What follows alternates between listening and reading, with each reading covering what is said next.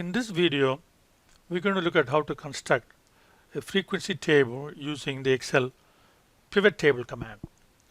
The data for this pivot table command will be the same as the one used in the previous example with count if. Now, before we start the pivot table command, we need to make sure that the data contains column label for each column followed by the observations. Okay, and we're going to use the high degree, which is the highest degree offered by each institution, as the variable for the frequency table. The pivot table command is under the Insert tab. We need to make sure that the cell pointer is inside the data, so select any cell inside the data table and then click pivot table.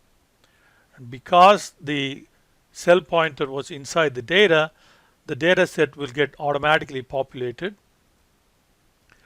Now we need to make a selection for where to put the pivot table. You can either put the pivot table in a new worksheet or you can put it in an existing worksheet. If you select the existing worksheet, then you have to specify where to put the table. So we're going to select B14.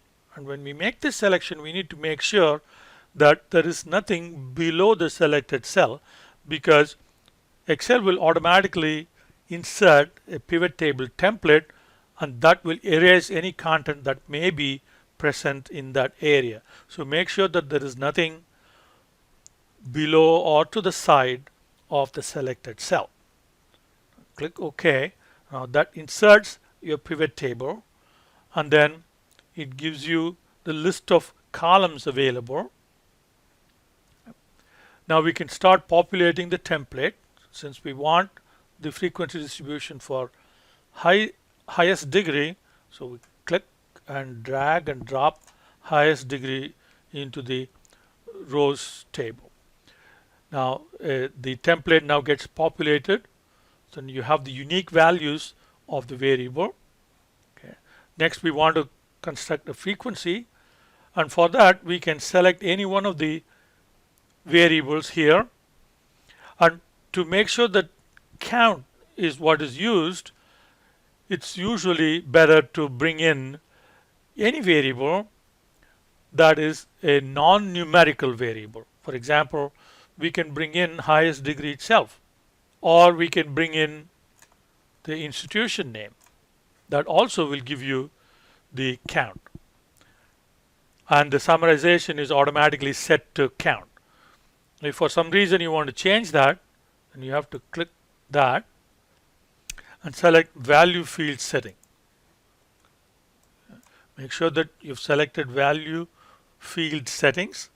So from this window we can select a different summarization value for the field. Of course, when you have a non-numeric column, count is the only logical choice. But if it is a numerical field, then you can choose from any one of these other choices. Now, of course, if you use a numerical field for the values, then the default summarization is sum.